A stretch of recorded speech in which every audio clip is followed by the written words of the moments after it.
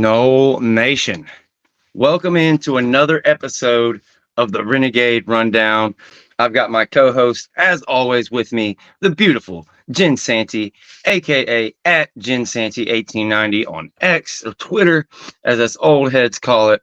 Also, down below me, I've got my good friend Jesse Coger from plantthespear.com, aka at plantthespear1 on X, and you can find him right here on YouTube at Plant the Spear. We're also hoping to see James Coleman, big game James, that is the FSU fullback, possibly coming in here in a little bit to spend about an hour with us. So look forward to that. If you pay attention to the thumbnail, I made a pretty bold claim. I said Florida State has a top 5 recruiting class in this cycle. Now, there's one thing that I've been preaching for the past 2 years, that, the larger majority of the country having a hard time coming to grips with people who are just all about high school recruiting. These people that have been just big time recruiting, they spend 16 hours a day on every recruiting board. They've been following high school recruiting. They could correlate the blue chip ratio. Every national championship team had this percentage of blue chips. We could take it straight from high school. We knew what won championships, but it's a different era. We're not going back to that. Recruiting is broken up into 3 main categories, and each school can, put different, amounts of emphasis on each one, but each one is crucial, and, you have to have it. The first one, retainment. Okay. You got to be able to keep what you got, what you're developing, the guys that you have in the plans to move forward. Retainment is first and always huge. Second, high school. It's the one I was just talking about. The recruitniks absolutely love. When you say the word recruiting, to them, that means high school recruiting. Anything outside of that is not recruiting to them. It's just high school recruiting. Unfortunately, that's only 1/3. It's a second third. Our third piece of recruiting is the portal. And that's the biggest part of my contentions of why Florida State has a top 5 class this year. We're going to break it down. But just now joining the program is Big Game James from Super Bowl. I don't even know what they call it. Radio Row at Las Vegas. What's going on, Big James? Not sure how much of the rant you just heard there, but I just clicked on. Can you hear me? Yeah, I can hear you. Sound good. I'm trying to get my microphone stuff situated, so I know it's going to be a lot of background noise. But yeah, we're on Radio Row right now, vibing, hanging out, doing what we do over here. But yeah, I don't know what the rant was. I know you're upset about something about recruiting. I guess we're upset about our rankings. Absolutely. My main, and I'll just jump right back into it. It's kind of these services, it's going to take time for them to catch up. But right now, it is absolutely absurd the way the rankings are. Recruiting is broken down into big 2/3. I already said the first, retainment. Retainment is crucial. After that, you got high school recruiting. Third, you got portal recruiting. Okay. And right now, portal recruiting is just, it's ignored, and the weight that it puts and how they calculate it, it's ridiculous. On either side of us in the portal rankings, the person 1 in front of us or 1 behind us, they have 2 blue chips and 8 3-stars. 2 blue chips, 8 3-stars. We literally have 10 blue chips and 2 blue chips. When you look at overall, we signed the most blue chips ever in the state of Florida at 26. If you go and you look, every single person below us signed less blue chips in Florida State. They all signed less. I think the closest one was 23, 3 less. But when you start to go ahead of us in the rankings, 3, 4, 5 of those guys signed less blue chips than Florida State. The difference, maybe one had 1 5-star, one had 2 5-stars, but that's purely subjective. And you've got guys like Landon Thomas and Cam Davis who were just subjectively should have been 5-stars, but we'll get back into it. That's just kind of the theme of the show. I just really want to talk about that. And, it's pretty ridiculous to think that Florida State signed the 10th best or brought in the 10th best amount of talent or did 10th best in recruiting this year. To me, it's patently absurd. I'm not here sitting there trying to say they're second or third, but 5th, 6th, 4th, 5th, 6th in that neighborhood. That's the kind of talent we brought in, and that's what it's going to show on the field. I'm ready to hang my hat on it. I always look at football very simply: is can you play Division I or can you not? That's the way I look at it. Me, I was a very highly underrated prospect coming out that was surrounded by a bunch of top guys. And either you can ball or you can't. You're going to sink or swim when you get to this level. I'm not a guy who says, give me a bunch of 3 stars with heart. I actually hate that fucking argument. But I am a guy that says that there are certain measurables, there are certain characteristics, there are certain things that you got to go look for. And when you're building a program back up, or you're building one from the ground level, is do you have a propensity to punch a motherfucker in the face? And I think we need more punch a motherfucker in the face type guys. And I believe that we're starting to get those guys. And you get those. So for example, let's just look at me that 20 some years ago. Actually, damn, I'm old. 22 years ago, with class of 2002. It goes fast, man. You got me, Lorenzo Booker, Leon Washington, Thomas Jerry Curl Clayton, Torrance Washington. That's 5 guys in the class. I'm the only one who wasn't ranked. Torrance was a 3-star fullback. Leon was a 5-star. Lorenzo was a 5-star. Thomas was a high 4-star. The guys that ended up making it were me, Lorenzo, and Leon. Everybody else transferred out. And at a certain point, you got to be whether you're going to come in that thing and you're going to either fight, you're going to either sink or swim. And I think right now as a fan base, we can't be worried about that shit. Like, are we? What we worried about is, did we not go 10-3? Did we not go 13-0? Are we trajectorying to another 10-win season? If that's the case, then what we're doing is we're picking the right guys that are going to put us in a position to be able to continue to win games. Because regardless of what anybody has to say, the goal is to win games. Like, no level, professional, college, or high school is hanging banners for fucking recruiting rankings. Like, I have never seen it. I see the ACC championships that I've won.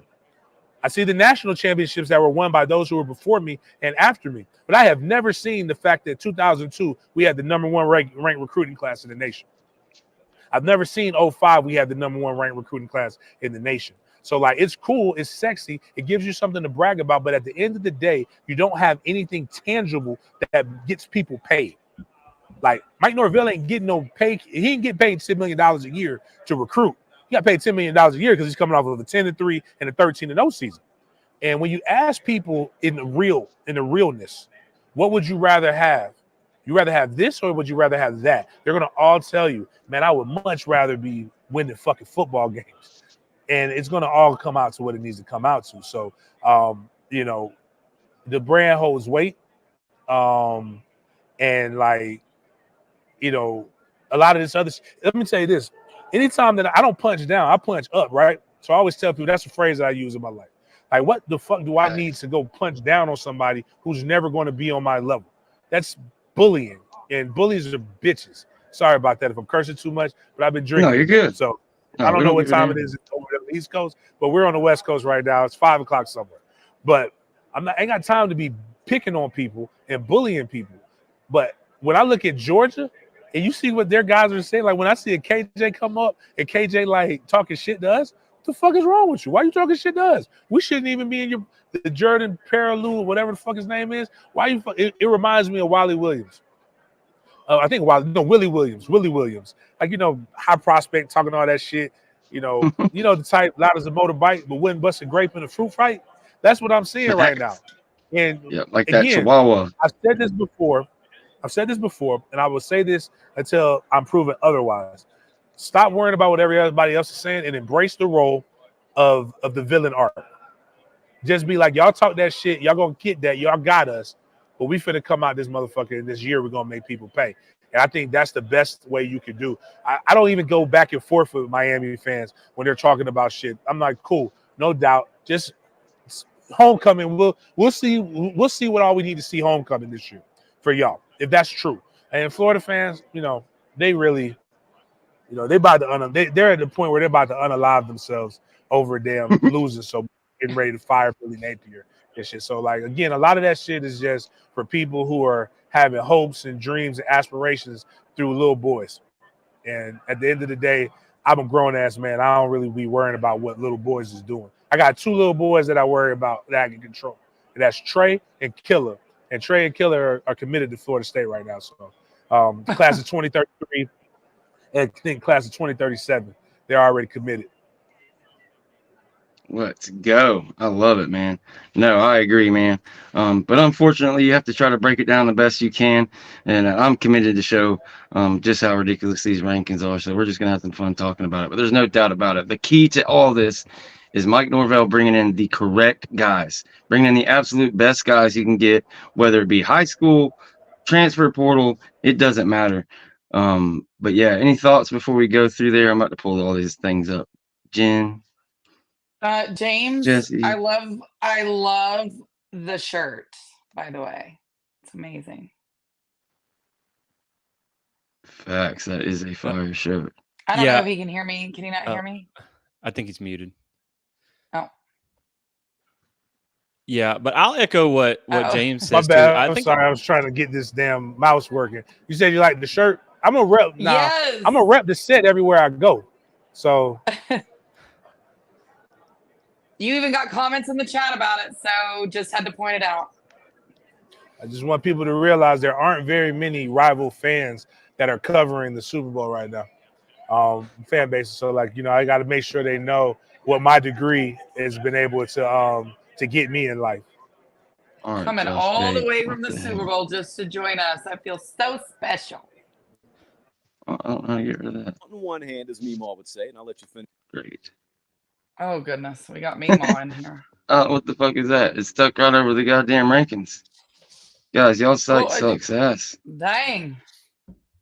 We went for the gold there with the cursive, George.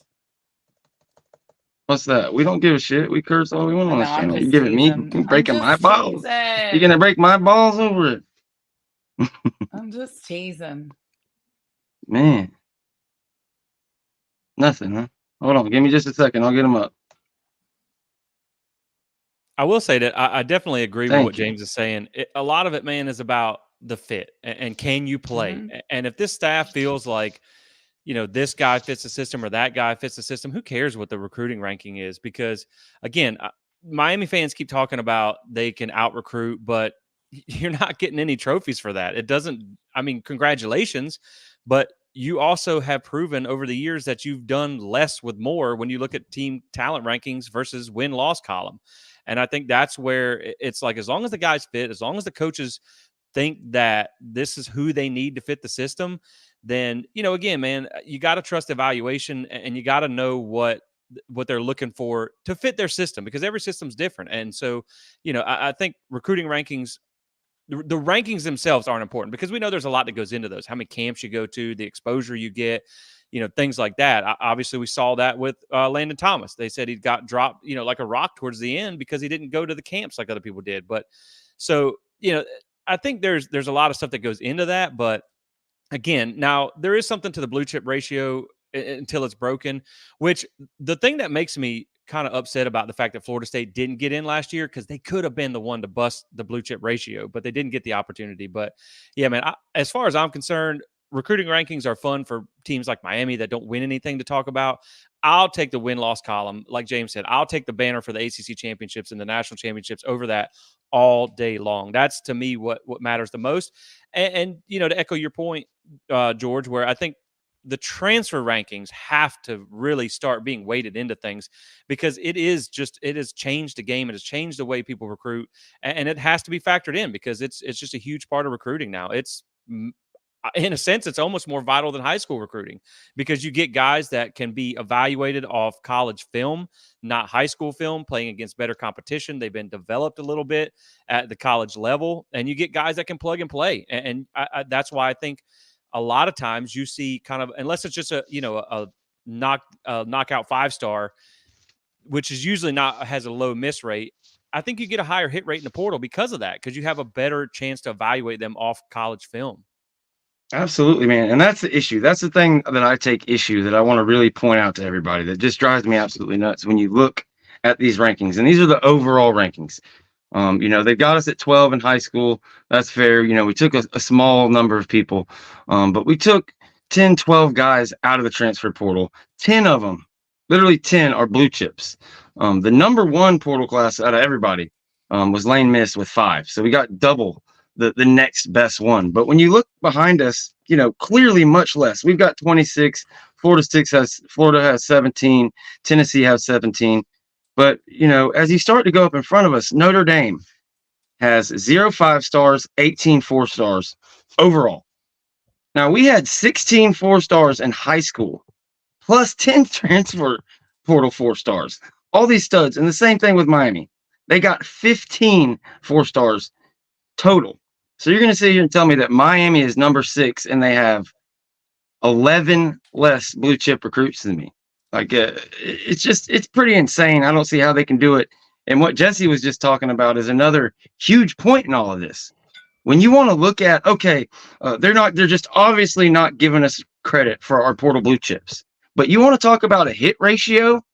You go look at that 2022 portal class. We've still got 4 guys coming back. We've got 2 or 3 going to the NFL.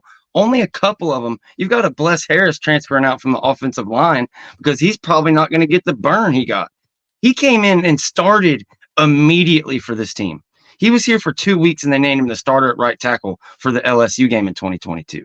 That's how bad we needed him. Now he's transferring out for depth. You've got guys, you literally brought in 10 blue chips from a cycle, 2 cycles ago.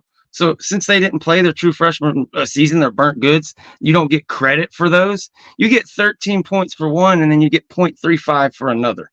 These schools, Auburn, Miami, you look at, so they're ahead of us here. They must have a pretty decent transfer portal class, to do that, to propel them up there. But when you go look at their transfer portal class, they've got 1 blue chip and 8 3-stars yet again. So it's just extremely it's ridiculous. I just wish they could catch up to it. I don't know what the answer is, but people talking about recruiting and looking at it, they just really got to get themselves in the mindset that retainment and portal is here. It's a huge part of this thing, and it's not going anywhere. It's never going to go back again to where high school recruiting is the only thing that matters. Georgia is damn near the only team that can get by solely on high school. But what's Georgia's retainment like? Mm-hmm. It's absolutely ridiculous. You want to talk about Alabama's recruiting class? I think they have 1 more blue chip than us. That's fine. But how many did they lose out the back door that were in their plans and moving forward? How many has Florida State lost in all the time that Mike Norvell has been here? How many guys have left out of the portal and went and started somewhere else or found a better position? Who's somebody they lost that was in the plans going forward? So sorry, I just had to get that off my chest, and we can move forward on to whatever, but it's just, they've got to come up with something. You get absolutely no credit for your transfers. And even, it's just the hit rate is 8% out of high school. We know that 8%. Mike Norvell is like 60-70% guys multiple years that he gets out of the portal. He's got guys coming in 1 year going in the first round if they're here for only 1 year. So it's just it's kind of infuriating arguing it so much. I'm done. I'm telling you guys, Florida State talks. It's top 5. Yeah, and I think it also goes back to when you talk about what goes into the rankings, like we were just talking about. What would you rather have? A class that has 25 commits but a bunch of 3-stars, or that's gonna, you got more commits, so you're gonna move up the rankings like Miami's class, or would you rather have quality over quantity? So I think you're right, man. I think it looks, and it's funny because the episode we just finished recording was about rebuild versus reload, and the reason we even talked about that was because the returning production numbers kind of just came out, and everybody's looking at Florida State to have a step back because they lost a lot of production. But the thing that's interesting about the portal, when you talk about transfers versus high school, nowadays in the portal era, you don't necessarily have to hope that a unproven high school recruit is going to step up into the light and replace that production. But you can kind of get that from the portal. You can get guys that produced at a level. So, when you look at Florida State, like coming from last year into this year, it looked a bit like a rebuild. Now it looks more like a reload. You lost 92.8% of your passing yards. That's tough. But of the yards you lost, bringing in DJU, you replaced 80.8% of those. Rushing, you lost 65.8, but you replaced 55.9. Receiving's a little bit bigger hole. You lost 64.3, but you replaced 20.6. So the numbers don't look as bad. And I'll throw it back to you on this. I had a couple of interesting points here. Of the top 10 teams, and this is why I think returning production is important. I mean, I'm not gonna say it's not, because it took Florida State to 13 wins from 10 wins. It was great, but we also kind of hinged on the fact that the 2022 season they doubled their win total with a bunch of guys from the portal that weren't necessarily proven. So returning production, it's great, but it's not necessary. So of the top 10 teams in returning production from 2023, only 50% of them had a better winning percentage than they did the previous year. Only 3 teams reached 10 wins, and only 2 teams won their conference. Looking at the top 10 portal classes from 2023, 8 of the top 10 teams had a better winning percentage than the previous year. And the one of the 2 that didn't was within 1 win-loss of their previous year, and that was UCLA. So that right there kind of tells you that as long as you can replace the production that you've lost from the portal, you can go on without missing a step. It can be a reload instead of a rebuild. And I think that's why the portal, it's like, if you're, like you mentioned, if you're Georgia and you can get by without it, great. But the portal's here to stay. And Mike Norvell has shown that you can load up through the portal and basically not miss a step. Why do you think Lane Kiffin's trying to do it now? Why do you think all these other guys are really trying to load up in the portal? Because they're trying to make a run at those other big boys. And that it's like cooking in a stove versus cooking in a microwave. You can speed that process up a lot faster. And so that's why I'm all in. Like, I love the way they manage the roster through the portal and everything. I mean, especially when you're getting guys like they're getting from the Alabamas and these big programs. Well, damn, y'all should have said Chris was trying to come on. I'd have sent him a link. Hell, I asked him if he wanted to come on. He said no. I'm sending you a link right now, brother.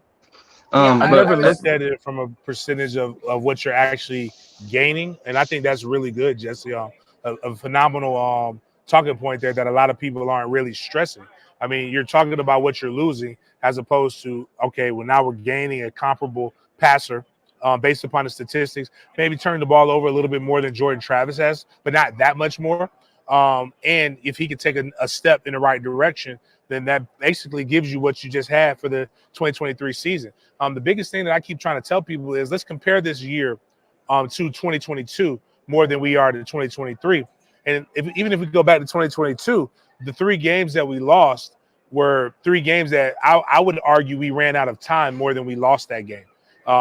Especially when you look at North Carolina State, all you needed was a few American football points. Like, our defense was immaculate that game. I'm holding them to 1 touchdown, especially when I tell people, and this is when I really became a fuller believer, when we gave the ball back to North Carolina State on the 40, actually it might have been the 30. That should be a go-ahead touchdown right there. But the fact that we held them to 3 points says a lot about that defense and what they were able to do. So now, when you look at this, we had a Johnny Wilson who had, I think he got more yards in 1 game than he ever had in his entire career. Yeah. In that Louisville game. When you look at Jared Verse, while was very productive at where he was at, was not the product that he came in at Florida State. When you look at a lot of the guys, what's my guy's name? Appreciate you, desecration. Very gutsy. Went to Utah. Dad played in the NFL. I can't think of his name. But anyways, you look at the guys that you brought in that ended up becoming the key players at Florida State. Trey Benson. I mean, Trey Benson, 2 years NFL. Like, I guilty as charged said, I'm tired of getting guys who are on discount. I don't want can we recruit guys with 2 knees? Because we're coming from the year when we had the Disney story with the boy from UCF. Like, can we just get some guys that maybe were healthy and like just can go? But again, what we were able to see with Trey Benson, you have a model in which you should glean confidence from because you've seen it done before. You have a schedule that sets you up to be able to believe in success. It's not like we have if we have Florida's schedule, I'd be a little more concerned. But we don't have Florida's schedule. We have a schedule that is much like 2023 is a 3-game season. And everybody else is and I'm stretching with the 3 games, giving a rival maybe more credit than I should be giving them, considering they haven't shown us anything since I was a junior in high school. So spread out a little bit better. We've got 3 full buys, It's nice. The one particular area while we're on Fuller D, we're on transfers, we're on everything, and we're talking about how it's possible to reload. Another misnomer, like we couldn't have known. Everybody just kind of thought, you're never going to be able to sustain getting defensive ends out of the portal. It was a position you had to get in high school.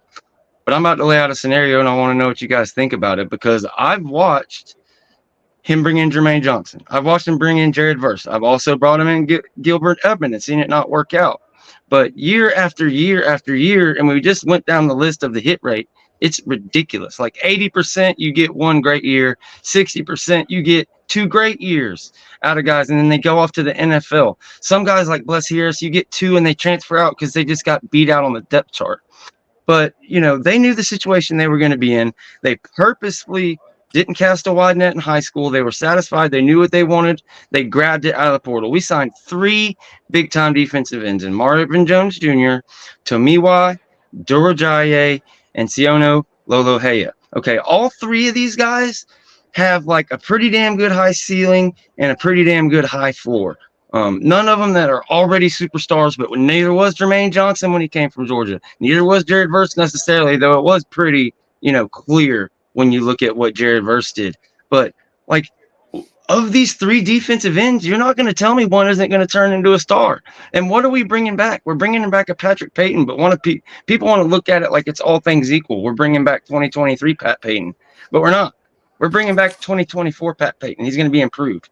And Daryl Jackson didn't play all year. He's going to be as good or better. He may not be Braden Fisk, but he's going to be a Fabian Lovett replacement, level player. And what's Joshua Farmer going to like? He's going to get better. So I don't know. This is the most blue chips by far we've signed out of the portal. Like, it's been more evaluations and forward looking with the guys. When you look at this portal class, most of the guys, besides maybe Malik Bisson doesn't have really any kind of stats, Sean Murphy, but still, they're young and super high, high ceiling guys. Same as the wide receiver, Jaylen Brown. He's the guy that was right up there towards the top of the line with Hakeem Williams. And you're arguing over which one you spend resources on last year. Now you got both of them. So it's just, I think it's being undersold. I think I was even kind of timid and not wanting to go out on a limb. But I really think these recruiting rankings are backwards. You look back to last year, we were like 18 in high school, had the number 1 or 2, 3, something like that recruiting portal class, and it bumped us up 1 spot to like 17 or 16. It's an absolute joke, a mockery. But anyways, defensive end, that's what I want everybody's opinion on, because I think the defensive end room will be better this year. I truly do. Like, maybe just not having that one alpha in Jared Verse hampers it, but I don't know. I just feel like it's going in a direction overall that it can't be denied. It's going to get better. 1-star player leaving doesn't negate the overall rhythm and rising of the tides within the program. I think the seg as a whole is going to be better. I don't think because I don't know. Now, again, hit me up the first day of spring practice when I go watch them. I always go see the first spring practice, and I always go watch the first day of full pads. And then I don't watch anything else until the Garden of Gold game, because that gives me an idea of what I'm looking at. And when I'm looking at the defensive line, I had to block the ends when I was playing. And the first thing I look at is, would I have a difficult time blocking this guy? So when I looked at Jermaine Johnson when he first came in, and I remember telling JP, I said, yo, this is a motherfucker right here. And he was like, why do you say that? I was like, 'cause I would have a hard time blocking him straight up. Like, I'd have to cut block him a lot because he's fast and he's probably a little bit more just as strong as me. But then when I saw Jared Verse, I said, shit, here's a dude that is motherfucking physical, but I don't know if I can cut this guy either, like, to slow him down. So, like, I don't really know what we got, but I know this. Durajai is 275 almost. He's a 3 technique, damn near. He's a few honey fried chicken Friday night dinners away from being a 3 technique. And he's fucking explosive. We got Sierra Leone or whatever his name is. We got our pilot. Was he 260? Mm-hmm. Like, he's a nice guy. He's our nice. Hawka leader. Like, I don't know if he knows it yet, but he's going to be the Hawka leader. Right. And then you've got Shade Tree Jr., who, again, we've seen what happened when we brought Jermaine Johnson in. Is what was asked of the defensive ends at Georgia is different from what we ask of our defensive ends at Florida State. We're really asking those boys, pin your ear back and go get the goddamn quarterback. We're not saying we need you for run stop. We not need you here. We need you to go do what you do and make this happen. So I think we'll be able to see a little bit more freedom in him not having to think as much. That would probably bless him and benefit him more. And then also what we'll have now starting out the gate was we'll have 2 defensive tackles that we haven't seen that kind of combo before. Now I'm going to be the guy who speaks for the guys. And I want you to understand that Joshua Farmer is a guy. That's a cat. That dog is a cat. Like, I know we don't like the business side of it, but as a guy who covers the NFL, I'm here to tell you guys, don't let the business of football interfere with the game of football. The game of football shows that Joshua Farmer is a dog. We don't want him to be anywhere else. Him healthy is a motherfucker. Darrell Jackson is a lot of man in the middle. That's two really, really big people that could command double teams. So again, I want people to do your math here. Okay, so we got five linemen. We'll say 6 linemen with a tight end, right? Right. So interior, you got center and 2 guards. We want that double team right here with one of them. If we get one of them in the 3 technique, we need a guard tackle, center guard. That means we got beautiful situations lined up for us on the other places. There aren't very many teams that we face that will be able to block our guys one-on-one. Facts. We actually faced the only team that could block our guys one-on-one like that, and they were blocking our 4th-string D tackle one-on-one. Right. I expect an all SEC offensive lineman to dominate a 4th-string defensive tackle. That's part of the game. That's the way the game is played. Ain't nobody else on our schedule. Louisville's offense couldn't function. They couldn't function when that thing was revved up. We finally saw it revved up when they tightened the rotation. It was unstoppable, and it's a fucking crime we didn't get to see it, on its highest stage. Yeah. If the Pilgrim from Colorado State is a fraction of what Brandon Fisk is, we're winning. And I want to go back to the portal thing, and I brought this up in the spaces over the summer because people kept saying this isn't feasible. This isn't sustainable. Jared Verse came to Florida State and gave us 2 years, right? 2 quality starting years is going to go to the NFL. If we get a 3-star, let's say Hakeem Williams. If Hakeem Williams' trajectory goes the way that we would like it to go for both him and for Florida State, you come in your freshman year, you're a contributor at best, learning the game. Then you become a starter at best your sophomore year. And then you're a starter again your junior year. You give us 2 solid years of starting. Yes. When you look at the guys who are coming in, what is the difference between getting the motherfucker out the portal? If you tell me, James, you fucking tell me. There isn't a kid in the class of what we're in 2023, so 22, 21. Johnny Wilson, 2 years, NFL. Trey Benson, 2 years, NFL. In the class of 2020 who would have been better for us than Johnny Wilson. There's not a running back that we were recruiting in the class of 2020 that would have been better than Trey Benson. There's not a defensive end in the class of 2020 that would have given us better results than Jared Verse. There's not. You have to stop. Again, you either adapt or you die. In the way the game is going right now, here's what you do. Now, what we did was we raised the floor. We've done a really good job. And now when you look at what we're bringing in, now we can start bringing in more people. But we would never go outside of the portal. Georgia didn't go outside of the portal. Alabama didn't go outside of the portal. Hell, Alabama's best running back in years is Jamar Gibbs. He didn't start at Alabama. He was at Georgia Tech. Mm-hmm. Yep. Hell, they brought in a safety from UAB last year. That's probably gonna get a cup of coffee in the NFL. Oh, Jalen Key, huh? Yeah, he didn't get much burn. Went straight to the NFL. He probably could have done a lot better to come to Florida State. He would have got a lot more snaps, but whatever. Probably. Live and you learn. The thing is what I like about Mike and what these guys are doing, they're not just taking everybody out the port. They're taking fits. And they're doing the same thing in recruiting. And it's just not as popular or sexy because we don't know. Like, we don't have 10 years of data to be able to compare it. And so what people got to do is, again, the only thing we're doing right now, and which is it's very it's very low T, high right. E type of energy. You're comparing yourself to other men or other teams, and that don't have a fraction of the success. Chris is just, as soon as he gets to a studio, he's coming. He was driving. Oh, okay. So he's on his way. But I right. just want people to take a step back and just realize and just revel in the success.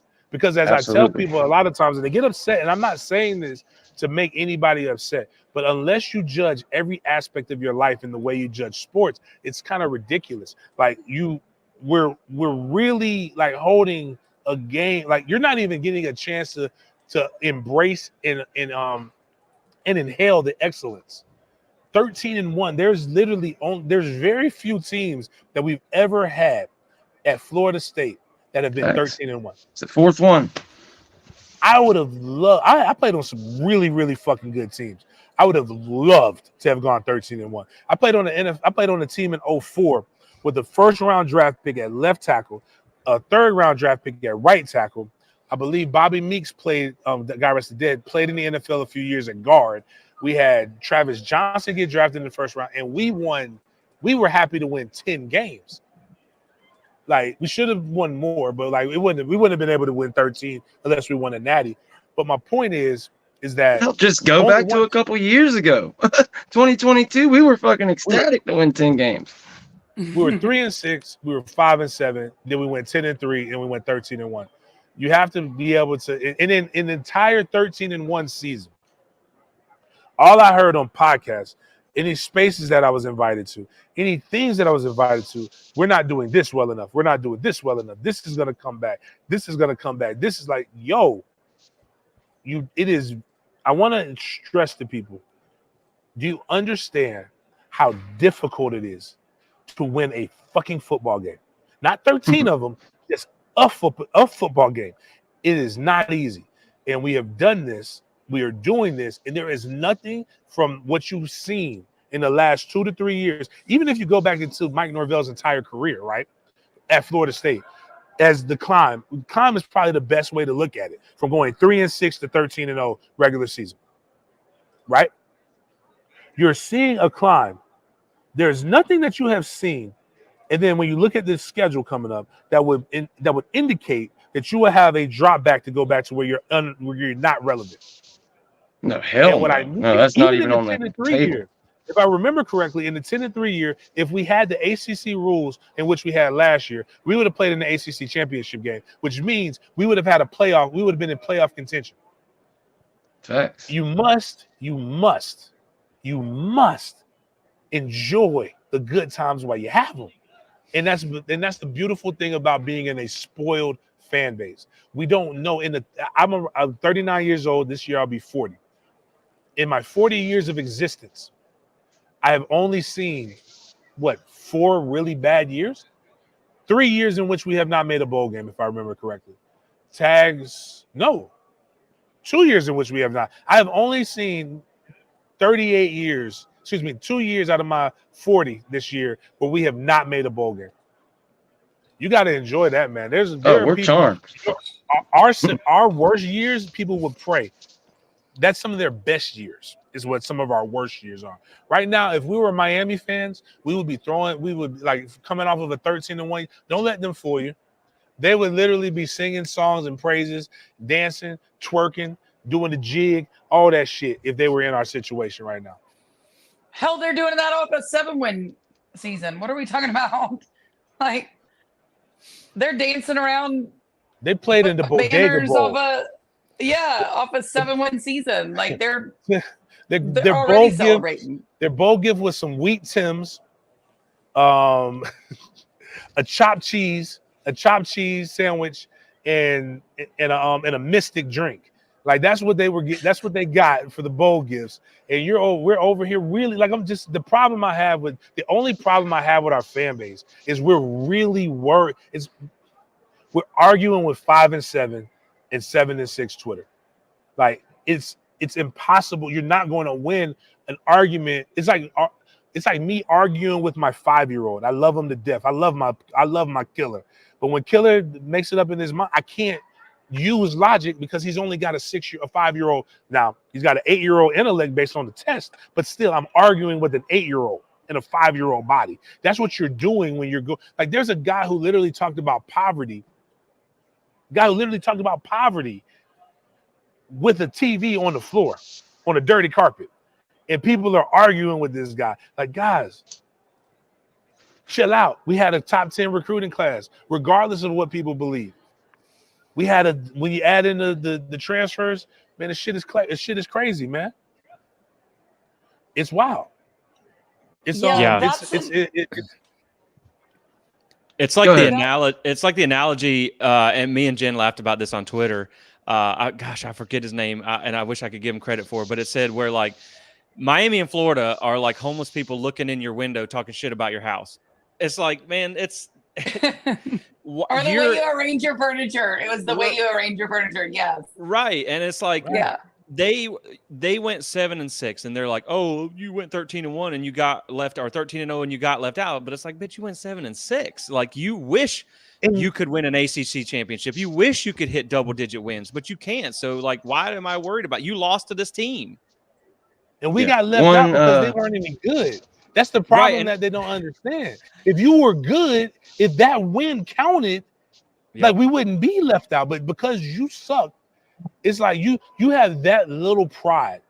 You have that little pride in yourself that you're willing to suck so that we don't win. That is some crazy. That's some hellacious, some reverse psychology, like, type shit that like only works on Twitter.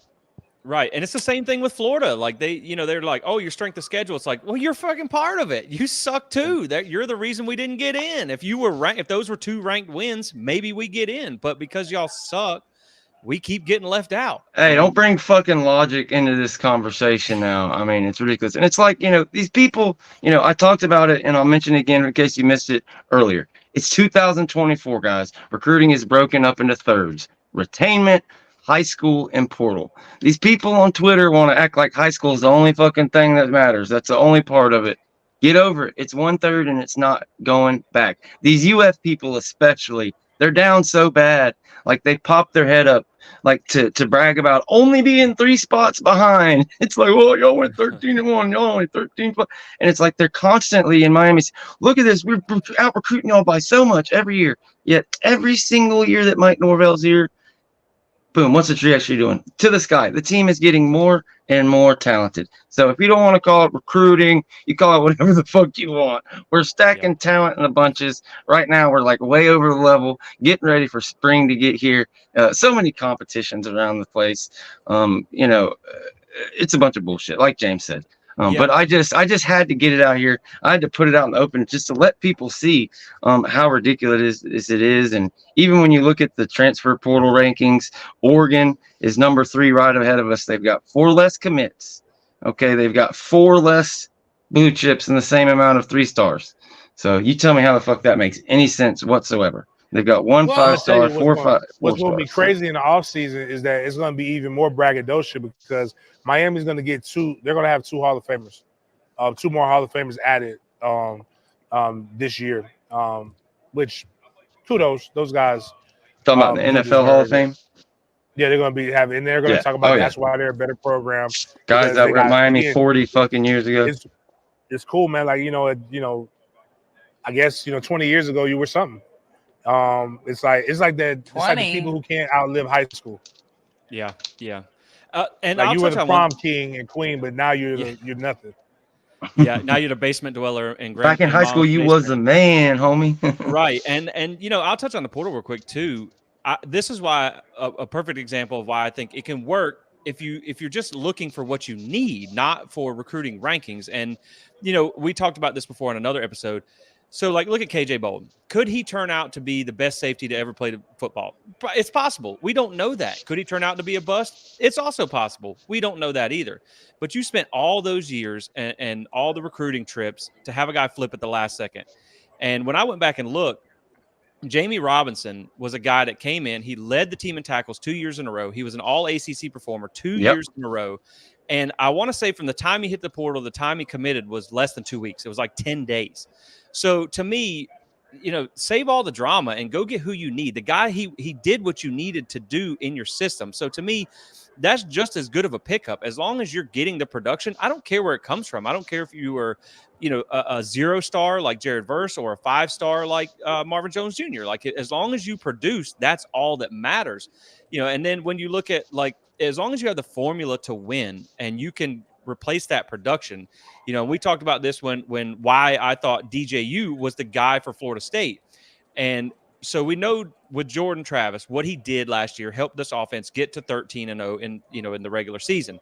Well, when you look at him compared to DJU, I know people say that he played more games because J. Trav got injured. But when you look at the total touches by these quarterbacks, DJU had 369. Jordan Travis had 371. DJU produced 2,896 yards. Jordan Travis, 3,034. DJU, 27 touchdowns. J. Trav, 27 touchdowns. And then DJU had 3 more turnovers. So you're basically bringing in a carbon copy of the production, and the production doesn't care who makes it. You know what I mean? It's like the ball don't care who catches it or whatever. So that's, I think, a recipe for success. And then just my thoughts on the DN room. You may not have that alpha guy. We're coming quantity. Let him finish his rant. Go ahead. You may not have the alpha dog, but we don't know that someone's not going to turn out to be that, like Jared Verse. But I think you have a more quality depth in the room now. Like, you look at the Sione kid.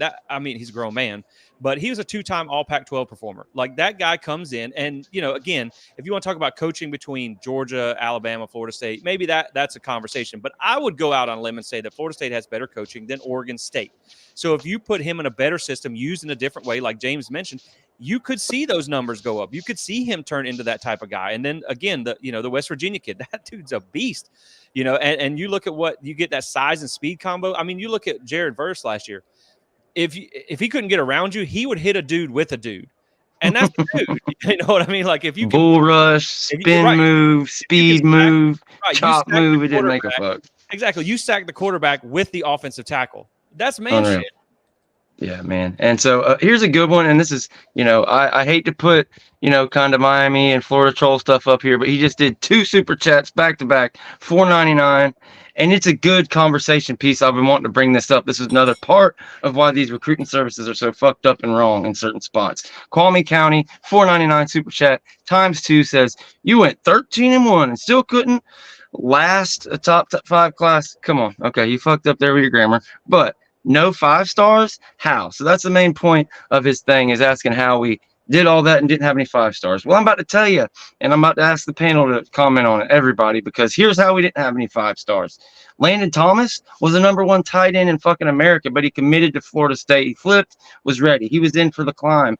So he stopped going over all of these camps. He's not going to commit to play in an Under Armour game after he's already enrolled at Florida State. It makes no fucking sense. So you just saw today, it actually came out that these Under Armour All-American games, these Army All-American games, they're going to start allowing juniors. Okay, so it's going to become a junior game. They changed the calendar. These things used to happen, and it was a big deal. Dudes would commit. They would really, it would mean something. And these guys would, a guy would have a non-committal offer from Florida State, and all of a sudden he'd ball out in the Under Armour game and he'd get that offer. Nowadays, it's past National Signing Day.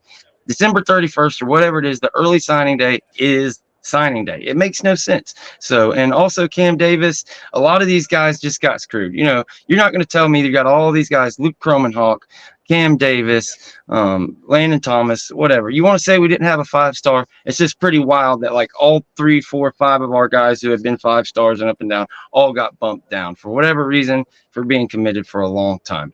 I think that 5-star shit is Ugats. It makes no sense. Like, they're blue chips. It's such a fine line. There's only 30, 40 of them, and it's so subjective, and a lot of it is who goes to them camps. You have no doubters. Don't get me wrong. There's guys like, oh, that's a 5-star. There's a difference in him. You know what I mean? But like Charles Lester, I think when I look at Charles Lester, I see 5-star player. Right. And I think it's where you look too, because technically in On3, Luke Kromenhawk is a 5-star. So exactly. Technically you could say that, but I'm looking at the 247 composite right now. Boom. Bobby coming through. There's only 32 5-stars in the entire country, and there's 133 teams. So, sure, if you want to get some, 1 or 2, that's great. I'm not arguing that. But again, like if you get a high 4-star or a 5-star, what really is the huge difference there? And at the end of the day, you can get whoever you want, It's really more about what you do with them and how you develop them more than Let's anything. go. Because Sonya Moore with 5 memberships. Sorry, Jesse. No, but it's to me, it's about what you do with it. And I'll share these quick numbers and I'll kick it to the panel. But when you look at what they've done with the talent, so, and we touched on this when we talked about Mario in another episode. So looking at 2022 and 2023. Now, before you say, what about Mike's first 2 years? That was a whole different situation. He came into a shit show in a COVID year. There's a lot to dig out of there. He didn't have ties to Florida, whatever. But if you look at 2022 and 2023, Mario Cristobal at Miami has had, I think their average talent rankings in the talent composite was 12th. Mike Norvell has never had a team inside the top 15 at Florida State, period. And look at what they've done. So, again, you can load up with all the talent you want, but Cristobal versus teams ranked higher in the in the talent composite rankings is 2-2. Versus teams ranked lower, he's 10-11. So what did he do with that talent? Now, looking at Norvell, teams that they played with a higher talent ranking in 2022 and 2023, he's 8-2. Teams where they played a lower talented team, they're 19-2. So you can talk about rankings all you want. It's what you do with the players that you get. And as long as they're blue chip players, Jared Verse was a 0-star and he's going to be a first round NFL draft pick. So, rankings aside, it's about, like James said, can you be a dude at the Division I level? And then what do you do with them in your system? That's what matters to me more than recruiting rankings, because we've seen Miami have a talented roster and do nothing with it. You've seen a team like Florida State who had a less talented roster and did a lot more with it. So, you didn't get a 5-star, but again, you could argue semantics there and say that in On 3, Luke Romanov is a 5-star. And a lot of these guys are early enrollees. So they, like you mentioned, they stopped competing in the camp. So they didn't necessarily get that late bump. They're on campus working. To me, that's more important than going to a camp earning a 5th star. Facts. And people are making it rain. First, we had Bobby, the realistic Kane fan. Then we had Sonya Moore. Now we've got another Bobby Davis, coming through. 15 Renegade Report memberships gifted there in like a span of 2 minutes that Jesse was giving that awesome breakdown. But sorry, whoever's next. I know James, I think you had something. Yeah, I just, I guess my problem with is I think with logic, right? So, and that's the hard thing, because again, it's a lot of moving pieces, and a lot of moving the goalposts. And as a guy who's been recruited, actually, honestly, guys, truth, almost went to Miami. I'm trying to find a time when Miami hasn't recruited well. And in the post Jimbo Fisher era, when Miami has not out-recruited Florida State. And in that situation, you have both out-recruited Florida State, and you still don't have anything like of substance. And that's just, to me, again, that's called moving the goalpost. And it's wild, because as a guy who almost went to Miami, from when I moved to Florida, it was because of the braggadocio and the pride that Miami and Florida State both had. Miami used to be about, we won 3 championships in a row. We have this, come protect the youth. And you went from that to, we winning in recruiting. And that's sad. Off-season champs, baby. You do have, again, and this is no trolling, you should have more pride in your overall program. And when you've recruited at the level in which you've recruited, and you still aren't getting the wins, what that means is it's not converting. It's not going into what's actually important. And unless you're telling me that it's important to win over little boys, I have a hard time, because that sounds very pedophilish and quite frankly, a little weird, because the goal is to win games. It's not just to get the most little boys on your campus. Like, that's the truth. Yeah, when you put it by that, it's definitely creepy, James. I'm saying, like, when you really bring it out, like that's what it is. One of them's 16. And you're bragging about what's the big deal? Boy. Why are those so pissed that we're after 19, 20 years olds? Like, is that okay? Can we go after the 20-year-olds? The thing is, to me, if it works out and you're winning and you're with that strategy, then it makes sense. Year after year. Now, you're not winning games, and that's what you used to hang your hat on, is we win games, and that gets us. So what if we lose a 5-star, right? We lose a 5-star. But does that make you feel any more confident in winning your homecoming game? Was Jared Verse a 5-star? It wasn't. It's about development and it's about the pride. But the thing is I think that and instead of just saying that I like what we're doing, we're building something, you feel the need to have to troll because you don't have anything that you've built yet. And I think it's coming because what's crazy is there are so many things that a Miami fan could just say, I like the direction in which we're going. But like when you say it this way, it's just weird and off-putting. And like you care more about recruiting than you care about winning games. And that's not why you're paying Mario $8 million a year. You're paying Mario $8 million a year to not lose to his rivals. Now, what happens is if you lose to Florida out the gate, that means the guy that you got rid of, the last guy who beat. One of the funny things is they bring up 52-10. They fired the guy who beat us 52-10 during COVID. The It's guy crazy. who is I maintain they fucked up firing him. I maintain that. Can't beat Florida State. So if recruiting is, and if you've since 2020, if you've recruited better than Florida State, you should be winning. But you're not winning. Mm-hmm. You're not. There's nothing on you. There's nothing there to show. You literally are not winning. So when you go back and you're like, we got better boys than you. Do you? But what did you do with it? Right. Yeah, like you're telling me. So the quote was, you went 13-1 and you have nothing to show for it.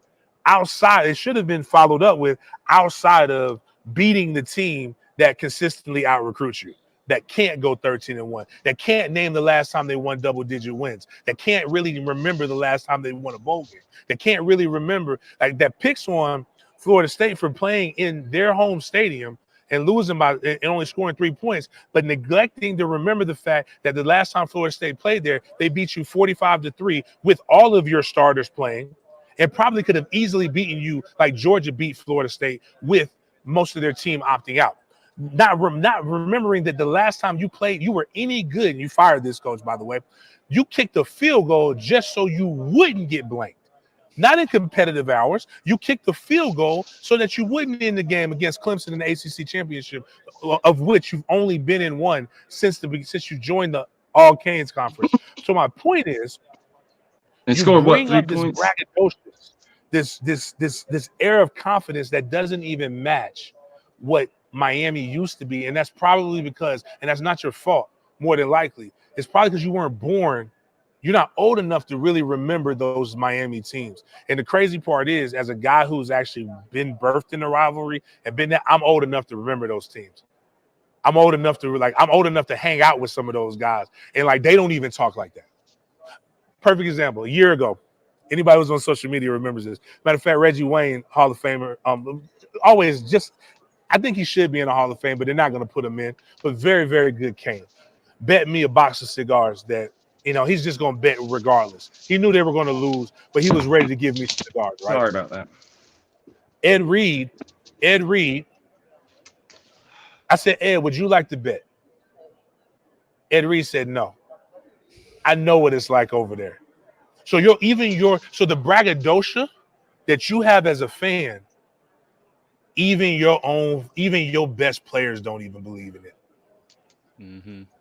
Yeah, and if you would like to hang out with those best players, because I know what it's like, because what happens is you like this team, you love this team, but they don't love you back the same way. If you would like to hang out with those guys, you should come join their media group, and I'll make sure you get an opportunity to have those hangout opportunities so that you can hear your legends say, we ain't competing. Right. We ain't it. We not that. Again, that's gotta hurt so bad. Reggie Wayne did bet. Reggie Wayne did bet, and I appreciate that. I was really hoping Ed Reed would have bet me because I needed some extra stuff, man. But again, it's always Kwame. I'm gonna say that I got to bounce. If you're an older guy, I was an Inspector Gadget. That was one of my favorite cartoons, Inspector Gadget, and I liken Miami fans to Dr. Claw. And if anybody remembers Inspector Gadget, at the end of every episode, Dr. Claw basically did the Miami Manifesto. He would sit there petting his cat, I'll get you next time, Gadget. Next time. Every Miami fan is every comeback is, we'll get you next year. We'll get you next time. Every year. You know what? Mhm. You're going to eventually be right. Right. Eventually, next Yeah. time will come. It's 13-1 just to go 9-4 next year. 10-3 just to go 9-4 next year. Next year it's going to be 11-1. Went to the playoff just to go. Oh, you only made it to the national championship game this year. You fucking suck. Well, you know, it's like the Friday meme that I always share on social media for Miami fans. It's like Smokey on there. It's like, you know, during the season I'll be quiet, but when the season's over, I'll be talking again. I'll be talking again. Yeah, that's perfect. That's all I'm saying, man. But I appreciate y'all, man. I gotta go do some more stuff, man. No, man, we it's great out here. appreciate you, I'm man. eventually do a show. But Chris should be taking your place, so it'll work out pretty good. He's supposed to be showing up in a little bit. We appreciate you coming. It's pretty awesome, you being right there live at Radio Row. It's a privilege, my man, always. Den Media Group, dope, make sure man. y'all are subscribed up. I'm gonna try to get some of these Miami guys on here, man. Shout out to my guy Bobby. I don't know who Bobby Davis is, but I know Bobby. Bobby's dope. Yes, sir. $4.99 super chat, right on cue. Don't let the fringe portion of Canes fans fool you. Everyone knows Miami isn't back. Some people just like to get tough behind them keyboards. All right, Well, man. I'll let y'all. wait. If you see Jameis, can you please tell him hello from me? Eat that thing. Show him how we do it. So Jameis is a treasure. If I get Jameis, I would definitely put Jameis live. Jameis is a person that I do not want scripted. I do not want him. Never. We need the full. Jameis is a great. I love Jameis, man. Jameis is so. He's a so national awesome. treasure, and by the way, he should always be protected at all costs. He should honestly be under secret. You know, like he should be under security all the time, Right, but you never know. The cool thing about the Super Bowl is you never know who you're going to run into. It's such a cool atmosphere. They treat media media are the superstars out here. And the former players of that. I got some good info with Trent Williams. We interviewed him. I have Eustace. We call him Juice, the fullback. Check. We got a good interview coming up with him here shortly. Tell Brian McFadden we said hey. Tell him me and Jen said hey. We appreciate him. I'm avoiding Brian McFadden like the plague. He has literally made me spend my entire fucking food budget in 2 nights eating at these. Make him go to Checkers tonight, man. I'm going to Checkers. No, we eating for free. Media eats for free today. Yeah. So, but anyways, man, I appreciate y'all. Keep it up, man. Love the growth that you had, George. Thank you. Appreciate you, bro. And one day I'll be on you guys' level. Shoot, quit playing. Please. James working on 6,000 subscribers over there at Den Media Group. Y'all go join up and look at that membership. I honestly want to get to 6,000 so I can give away $600, but I'm also still hurting from the last money giveaway. So, yeah. So, all right, guys. Absolutely. Appreciate you. All right. I'm beginning to worry about Chris. I hope he didn't get in a wreck or something. Here we go. Okay. We're going to throw the line up. It's 1-850-495-1906. We're 1 hour and 3 minutes into this thing. This is when we like to put the line up for you guys. If you want to make calls, so I'm going to throw it up there. If you have any questions, takes, concerns, who knows? We may get a call from Tiny Hat. I'm not sure if he's in the audience today, but yeah, get your calls in and we'll get you live on the show as fast as we can. But there's another guy who's kind of been, popping his nose where it doesn't need to be, and he just can't, he just can't stop. He can't quit. Are we going to talk about Kirk? Is that what we're going to talk about? Oh yeah, we're going to have to talk about Kirk. We're going to have to get into the lunatic fringe as we were. So we'll read his little tweet he sent off, and Jesse, it's are you pretty a member funny. of the lunatic fringe? Are you a member of the lunatic fringe? All I'm gonna say is I hope they have like double the security nets behind them in Ireland, because they're gonna have some things flying at them. You think because he talks about how the real fans and whatnot, like you're gonna find out in Ireland the real fans are gonna be there and ready for you. So Kirk says no matter how hard it is, I don't know. Sorry. Let me start over. No matter how hard this lunatic fringe portion of the FSU fan base tries, I refuse to hold this against the Noles and their real fans. Been a fan of the Noles team since the early days of Bobby Bowden in the early 80s and will continue to respect that brand and its tradition for as long as I'm covering college football. See you in Ireland, week 0. And then, I mean, this went over about as well as you could possibly think. You've got Cam Davis's mom here. Can you do a meet and greet at your hotel for the real fans? I hate it come to this. Want to give my condolences personally. I would love to hear what she would have to say to him. But Kirk has this thing that's Damn, really. I love you. My goodness, I love her. I love the spirit. There you go. Absolutely. He's got this thing that he likes to do. He won't respond to her. He won't respond to me. He won't respond to anybody. He only goes after people with, say, 100 followers, and they're following 6,000 people. Like, it's freaking hilarious. Does that surprise you? Chris isn't coming. He had something come up at the last second. Guys, just so y'all know, but we will catch him next time. And we have our first caller coming in. You are live with the Renegade Rundown. Hey, how y'all doing? I love y'all's show, and I love Jesse, too, and Plant the Spear. I ain't really got any questions. I just want to talk about Miami, because I'm about James's age. I went to the same high school as him. We're about a year apart. But there are so many Miami fans that, even back then, they were fake Miami fans. When they weren't doing good, as soon as they went to their last national championship game and started falling off, their fans, they stopped following them, or they didn't watch their games. And when y'all talk about their logic, they don't use logic. Like they'll say, oh, well, y'all lost to Georgia 63-3. Then I say, well, y'all lost to us. Oh, but y'all had all your stars against us. You didn't have them against Georgia. They're stupid. They're just stupid. Anyways, I love y'all's show. I don't want to take up too much time. Keep doing what y'all doing. Thank you. Appreciate you, man. Call in anytime. We Thank appreciate you so much. Most definitely. And they act like Georgia wouldn't have clapped that ass 63-3 with their starters. I mean, you get where the Bad Boy Motors Bowl. Like, what happened to them when the one time they made it to the conference championship? What happened? Yeah, they lost by 5 touchdowns to Clemson. And that's the thing, man. Like, not just that, they scored one fucking field goal, right? Am I wrong? They had to kick a field goal in order not to get blanked by 30. You know, right? Like we know where this goes. Like Miami is just the absolute worst team ever to ever say anything about anyone else's accomplishments or wins or losses in the last 25 years. It's actually pathetic to think about, to be real. Those fans sit around all day and they're totally fine with just being mediocre.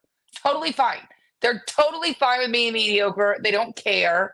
The only thing they care about is like what they did in the 80s. I've never seen anything like this.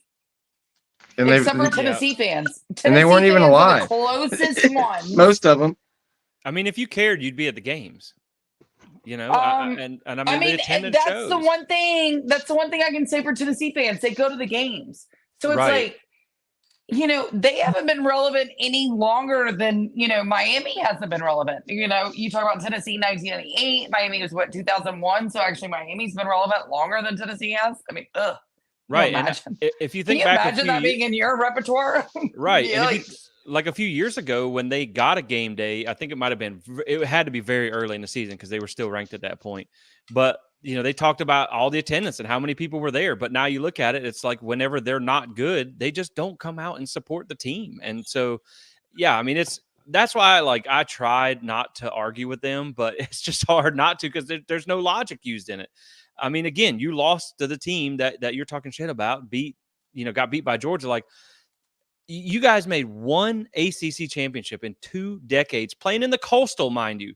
The Coastal. The worst. Right. The worst. The ACC Wheel of Destiny. Who wants to win it? That was a gift. Exactly. And like if you didn't have divisions, it would have been Florida State Clemson in the ACC championship probably 90% of the years. And so you got a gift, but then you only capitalized on it once. And when you did, you got blown out by 5 touchdowns. So, you know, again, it's like James said, you're arguing with the people at the kids' table, and there's really no point in it. So, You know, I'm a guy that cashes those checks you're writing for me, so I appreciate you, Kwame County. Like, at least when you talk about Florida, who's, you know, equally annoying, you can look at why they're struggling. I mean, their schedules have been ridiculously hard when you look at what they've been up against, and this year's going to be no different. I mean, they could end the season legit on a 7 or 8 game losing streak. When you look at that last run of games, that's ridiculously tough. The thing is, when you look at Miami, it's not like they've been playing a hard schedule. And that's why this year, I think, is going to be, you know, for the Miami fans in the, you know, in the chat, this is a put up or shut up year for Miami. You got your quarterback. You have a soft schedule. It's year 3. You've got your guys in there. If they don't win 10 games and compete for an ACC championship, then, like, you know, we'll have to see. I mean, you know, that's not showing much. Yeah, and someone, I see someone in there talking about the SEC East, or they say they play in the SEC.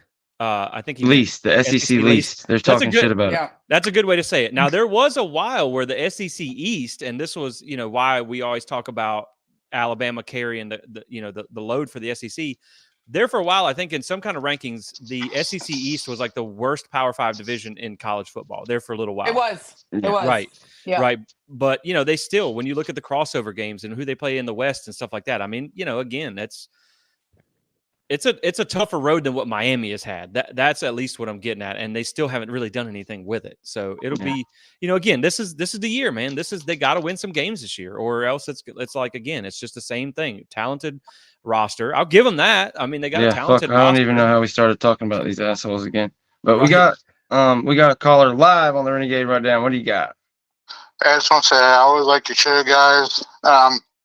About the Dublin game, if I remember right, last year when Notre Dame played, I think they had called game day in the stadium, so more than likely having FSU fans. It's already set. It's already college game day is going to be there, bud, for sure.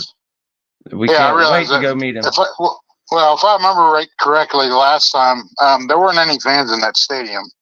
If I remember correctly, last year. So FSU fans trying to get in there doing something to Kirk, man, I would love to see it. Get him so riled up that he actually leaves the studio, but I really don't see that. Anyway, thank you guys. Have a great night. Love you guys. Absolutely, man. Appreciate you for calling in. Go Noles. You know, I don't know. They better not have him all by himself, bro. Thanks for the warning. We're going to have to figure out how we can sneak around because we got to give him a piece of our mind, man. Yeah. You know, he wants to act like everybody's crazy. I don't know how we started talking about him. We got over there. But it was pretty funny. You know, it's just so obvious what he did. Like, we all know now that he knew Nick Saban was retiring. We saw him in the booth of that Florida game, jumping up and down like a little girl off of a miracle against Auburn, a team who just lost, got blown out against New Mexico State the week before.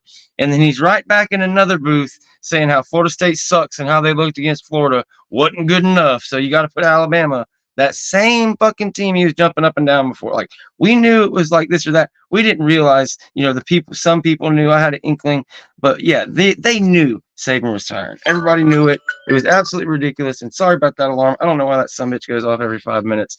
But another guy that I thought was just pretty freaking funny. Apparently the real Jason Brown, you know, the guy who coached Jermaine Johnson at the Last Chance U, all this stuff. Apparently he has a bone to pick with Florida State too. So, you know, I made my comment up under Kirk's thing saying, basically pointing out the UF thing, the conflict of interest. He's just doing politics one-on-one, trying to say, you know, half of the FSU fans are deplorables, and he doesn't really just hate all of us, just half of us. When it's a bunch of BS. It's not a lunatic fringe. It's any Florida State fan with logical sense is not a fan of you. But Jason Brown jumps in and says, oh, you know, they're delusional ass fanboys, all that stuff. I guess he didn't realize I had a podcast or anything. He thought I was one of those backwards follower people like Kirk does. So I immediately come back and I'm like, yeah, let's put you in those shoes. I can just really see Coach Jason Brown of Last Chance U going 13-0 in a Power 5 conference, winning it, ACC champion, and getting left out of the playoff. Yeah, that personality, your sloppy ass, you would have definitely not said anything. And he said, yeah, as a matter of fact, I'd have said thank you to the committee.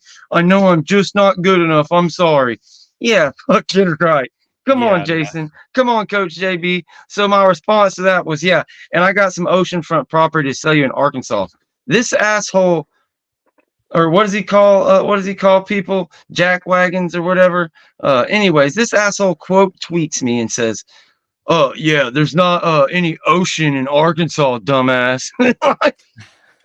Yeah, that's the joke, my man. But then I responded with some other stuff like some numbers. He's got 36,000 YouTube subscribers, but incidentally does about the same amount of views we do. So whatever. He blocked me before it got good. One thing I would say is, why don't you go watch what he said after Florida State was snubbed? Oh, did he say the opposite? Was he on our side back then? Oh yeah. Yeah, it's ridiculous. It's like it goes against everything he is. He acts like he's this tough guy, pull yourself up by your bootstraps, community college, all this shit. You know why it changed? He had Kirk on his show.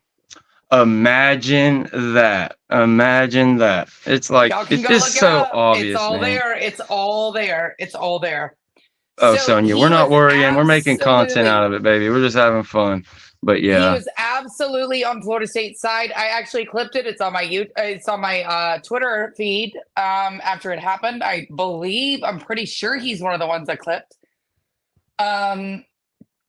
So, and then he had Kirk on his show. There was a totally different spin on it then. All of a sudden. Imagine and so now that. you guys go look back. Just go look back. I'm just telling you, like, I'm guessing Kirk snowed him. I don't know how. Kirk seems a little short for JB's taste, but that could just be me. Whoa. What are you hinting at here? Short? I don't know. For his taste? Isn't JB like 6'5"? Like, are you saying he's into basketball players? Like what are we talking? Like, there's not many people. Like, come on, let's start the rumor, Jen. What are we talking about? I'm just saying, if he's gonna be like all up someone, like all changing his opinion over just having one guy on his show, and it's Kirk. Kirk is not the tallest guy, right? He's just not. So maybe JB's taste is just a little shorter now. I don't know.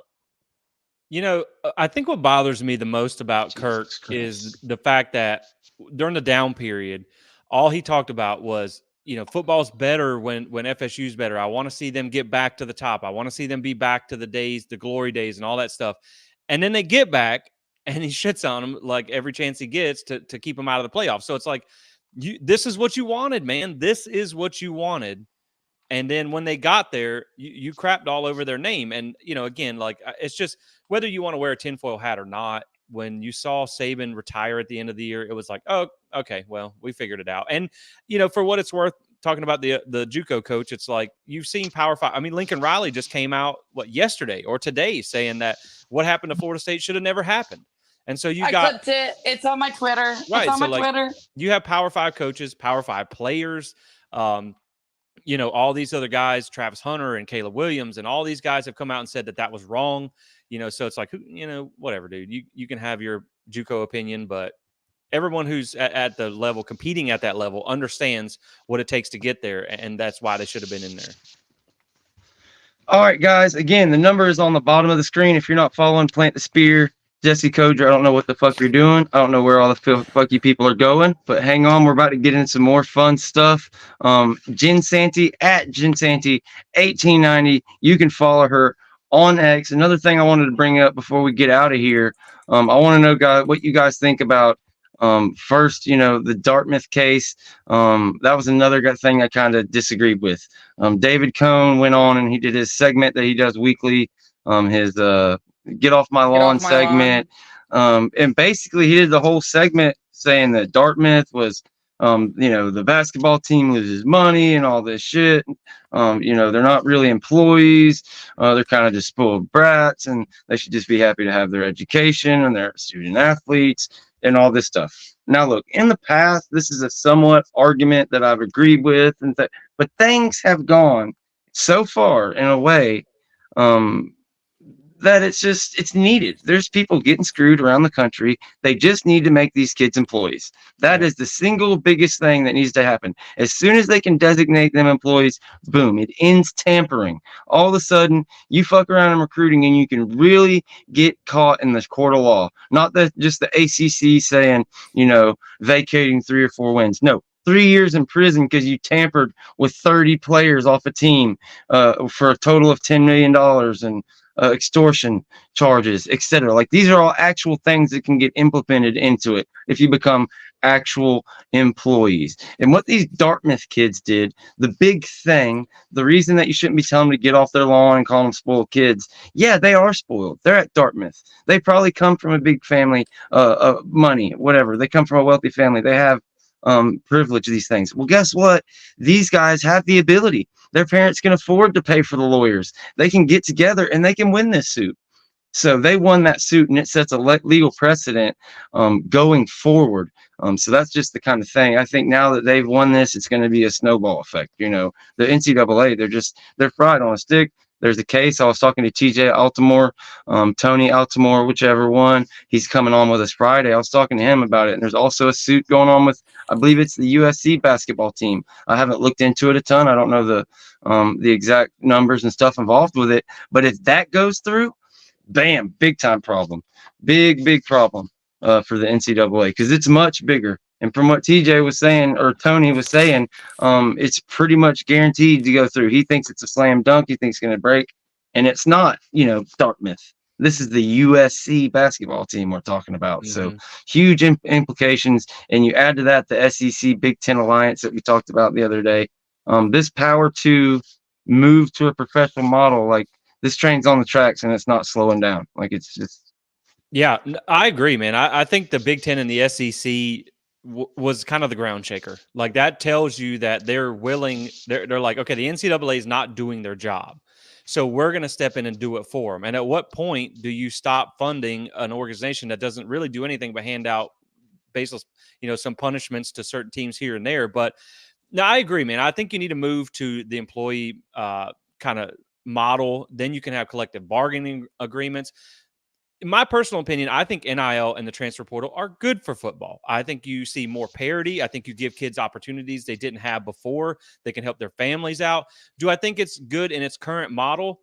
Not really. I think it has flaws. The calendar's fucked up. Well, I think you need transparency, and I think you need guardrails to keep from the tampering from happening. And transparency would help across the sport. I think that would be good for things too.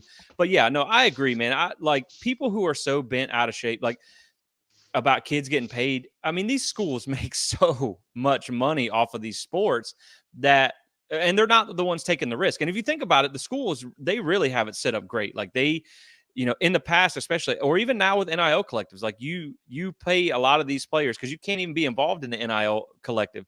So you are making money off of these TV deals, and the players are getting paid basically by the fan base. So you're getting, in a sense, free labor almost, and raking in a ton of profit for it. So I think you need to move to that profit sharing model. And, I think that would be better for the game, just to kind of get everybody on the same page, to have the tampering eliminated, like you mentioned, to have a little more transparency in how the process works. And, usually when things go through in California, they end up passing. And that's what happened with the NCAA game. That's what killed the NCAA game, because that's where NIL really, I think, was birthed, is when they said you can profit off of that. And then they cut the game Ed O'Bannon. Yeah, that was the first chink. That was the first thing they lost. Right. Yeah. So if it's going through California, it's probably going to make sense that it's going to happen. And so, yeah, I think it's good for the game because of parity. I think now you're seeing guys that are transferring out, like, say you're a third stringer at Florida State even, and now you go to an FAU or something like that. You're seeing those schools have a higher, the butter spread across the bread more evenly now, because you're getting that talent that can trickle out and go make an impact somewhere else. So I think the portal and all this is good. I just think it's a little too Wild West right now. It's like the NFL without rules. And so if you can put that in kind of in a box and add some guardrails, I think it's really good for the sport. I think it's good for the players. Not everybody goes to the NFL. So this can be a chance for them to make some money off of their name. But at the same time, you got to also understand that the NFL money is generational wealth. NIL it can be fun money. Some guys make a shit ton of money on NIL. That can be generational money too, but it's not necessarily the carrot at the end of the stick. That's the NFL, but not the fact that not many people make it, you can give these kids an opportunity to use that skill set. And an education is great. A stipend is great. All that is great. But if you can have a kid that comes out with, enough money to take his degree and go buy a house and go buy a car and start out life that way, that's huge for these kids. So I think it's a great thing for the sport in general. Yeah. You've got 1,000x stars in the college versus NFL. Because you have new stars every single year in college football. The NFL, whatever, I'm not sure what percentage of it, but a third of the league is kind of locked in for 10, 15 years. You got the same dudes, 10-year freaking guys that have been there back and forth. It rolls over the averages, I know, 3 years, but yeah, there's a ton of guys who their best days are in college. There's a Trent Richardson out there who would have made more money at Alabama than he ever probably made as a pro. Guys like RG3, Johnny Manziel, which nobody feels bad for Johnny Manziel, but if you watch that documentary, all that shit about him being rich and stuff was a bunch of bullshit. Like, he really wasn't. He was faking his way through that whole thing. Like, yeah, so he really should have got some of that $1 billion that he was worth for Texas A&M. Yeah, I 100% agree. Like you said, there's guys that are polarizing, so to speak, figures in college, and now with social media too. I mean, you're able to leverage that, to grow your brand, but you may not go to the NFL and you may not be able to make that kind of money. So it would be very beneficial for them and their families to be able to make some money throughout college. And I know the stipends are different now. I know things are different now, but and I know he might be a hurricane. It is what it is. But if you go on YouTube, and it's old as shit, but if you go watch Ray Lewis talk to them, the Miami program about back in his day, when he's like, man, I had one pair of jeans. You didn't have enough money to go to a movie, on a night, because you had to struggle to get there, to get to the NFL, to make that money. So I think it's good. Obviously, they've came a long way since then with the stipends and all that stuff. But yeah, I mean, I just think it needs more. I think it needs more control. And I also think that the problem right now too is with NIL is there's too much variance in state laws. So you can have one team that gets to operate one way and another team that gets to operate another way, and another based on state laws. It needs to be a standardized policy and procedure. And I think that would at least level the playing field to a degree, without having to be, one state does this, one state does that. It's cheating in one state, it's not in the other. I think it just needs to be standardized. Facts. And yes, you are right. What did the guy say? Yes, Florida State beat Nick Saban in his first year. It was Jimbo's first year as offensive coordinator, I believe, for Bobby Bowden. And yes, Brad Powers, he would have made much more money in college than the NFL, because he didn't make a penny from the NFL. He went to the NBA.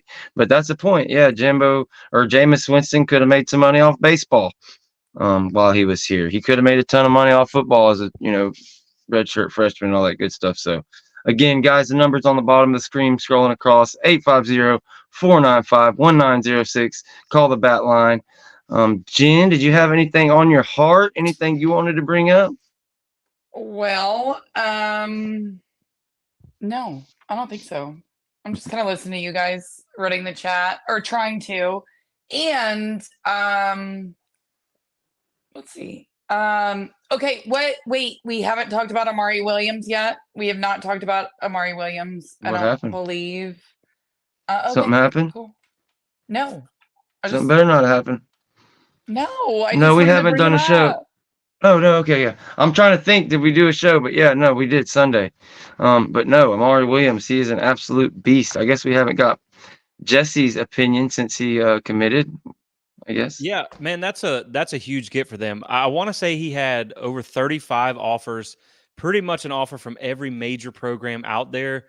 I mean, this is a two-way player, extremely talented. Like, he could play tight end at the Power 5 level. He could also be a defensive end or really a linebacker almost. He's at the the Power DN 5 level.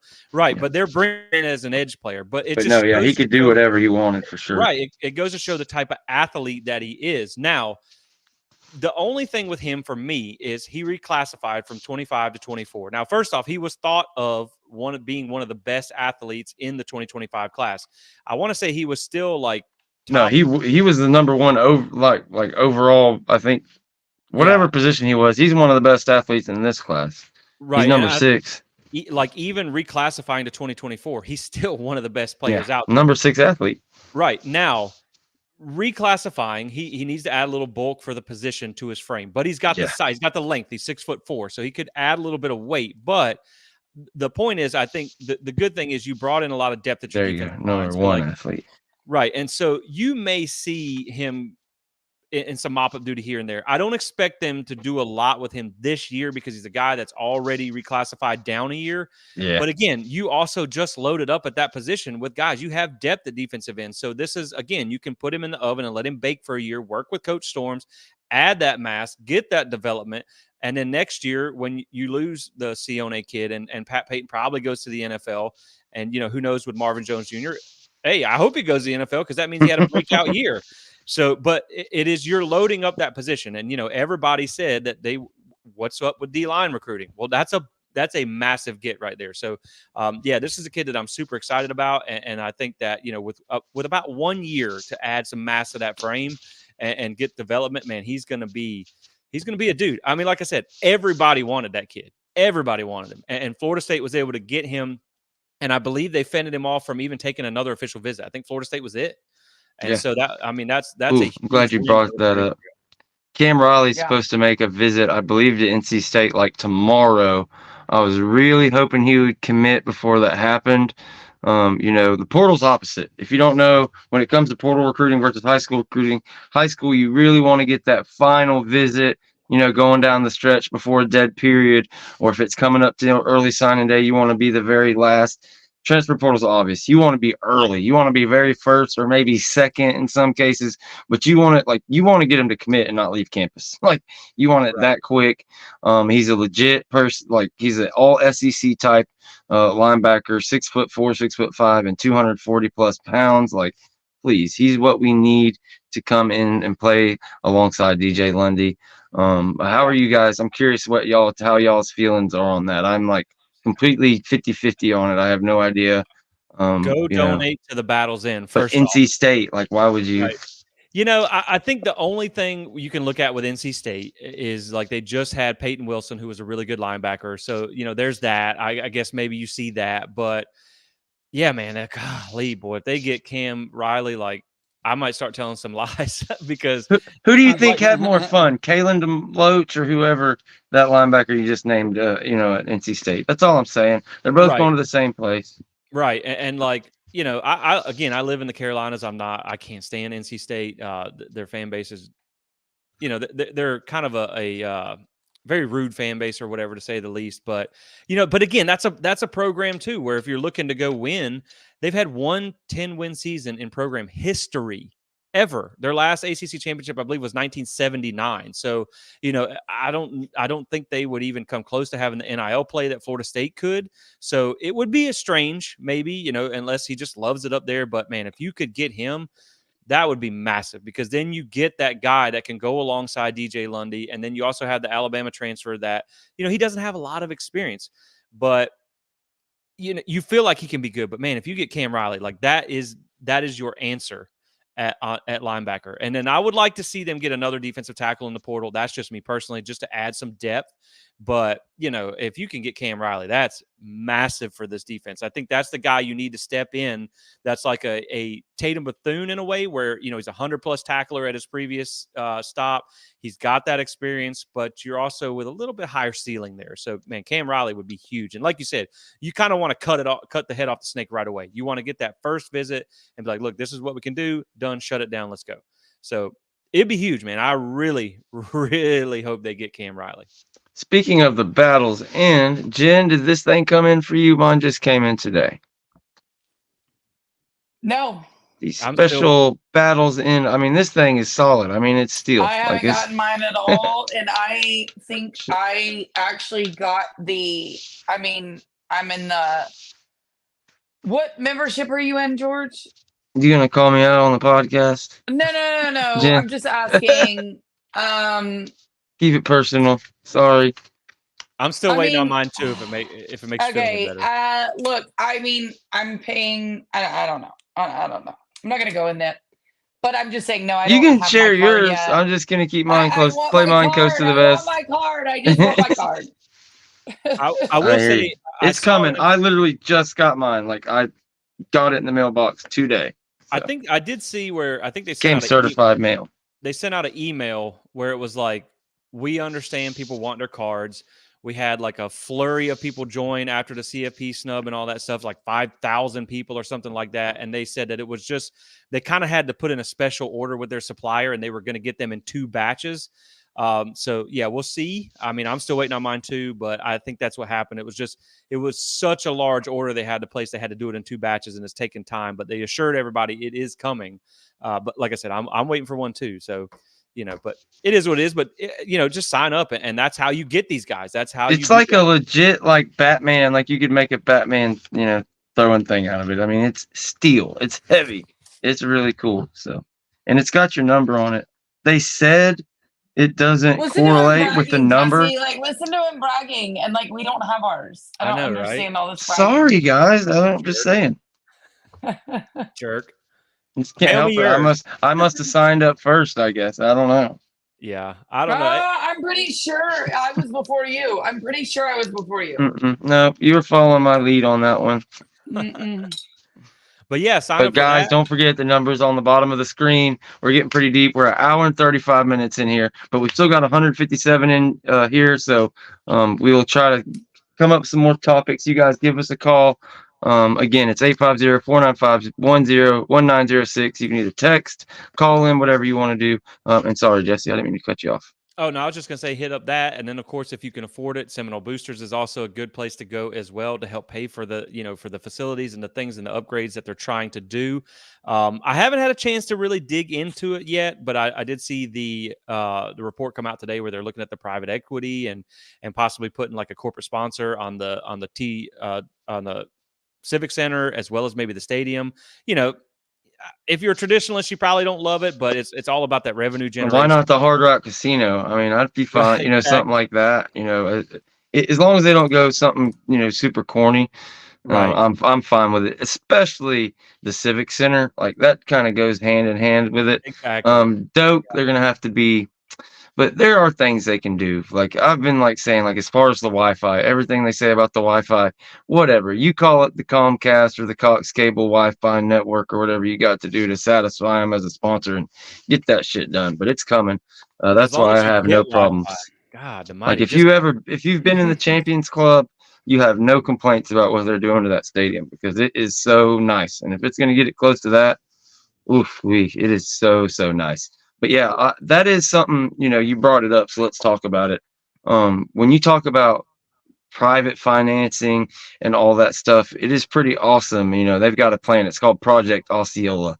Yep. That's their, private funding plan or whatever. But people worried about buyouts and how's Florida State going to be able to compete going forward and this and that. No, it's a new time and era. Another thing that happens when you go to call in the players' employees versus student athletes, when they get a commissioner over the 2 leagues, when you have a literal fair way for people to get into playoffs and things like that, and it stops being subjective, the money that gets injected into it grows, and it just really changes things.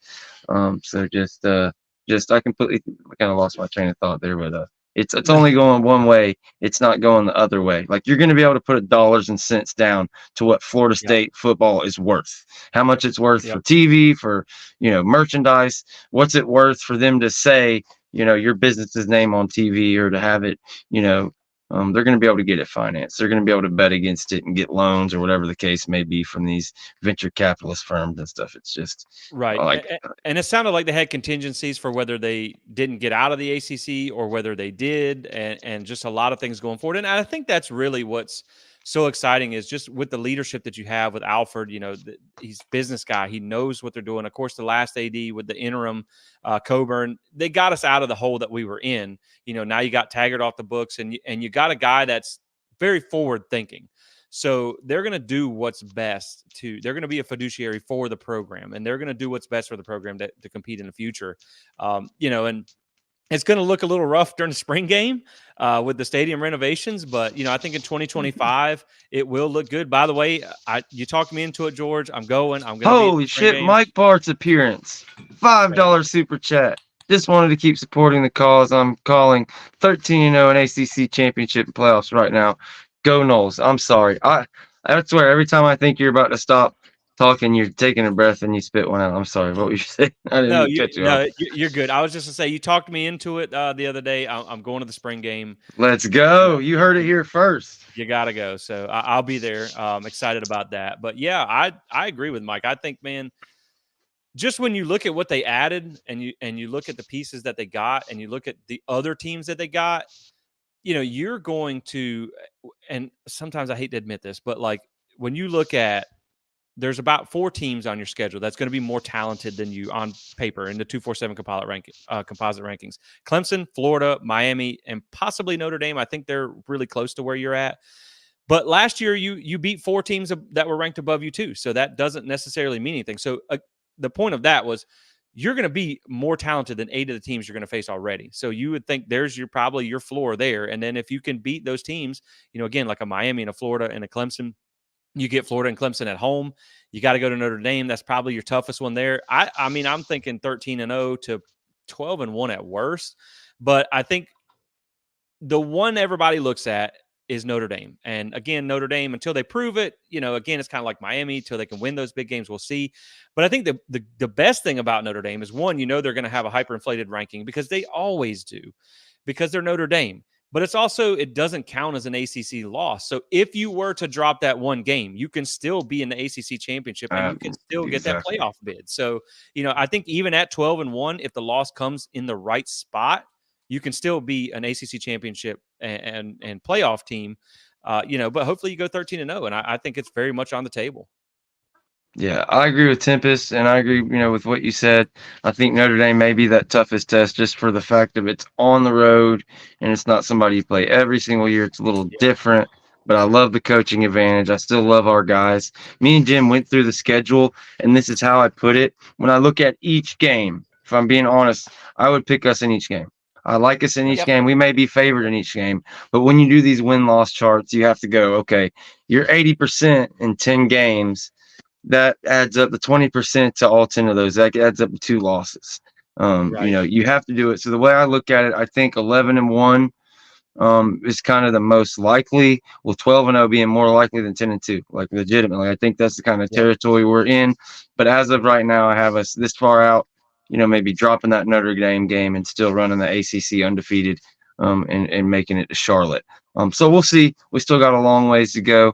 But what do you think, Jim? Where are you on that? How are you feeling? Or if you have any thoughts on that? No, I mean, I guess I don't know.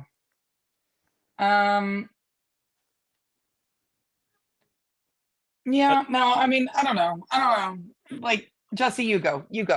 I think you got to, first off, I think you got to wait till after the spring portal session because we know Florida State's way over the scholarship limit right now. So there's going to be some attrition now. Will it be impact guys that you just brought in? Of course not. But you could still add some pieces that could be very critical to the success of the season. I mean, like, look at your win projection right now, and then say they land Cam Riley, and then say they pull in a blue chip defensive tackle.